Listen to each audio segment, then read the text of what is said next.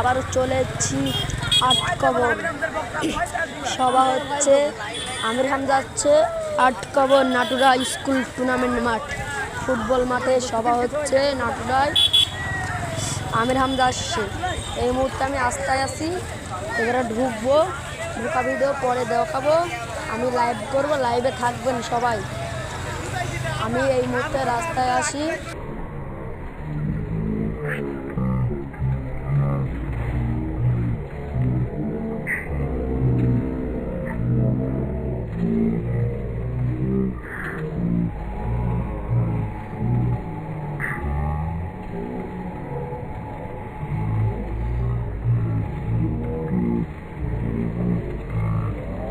Subscribe করে দিবেন।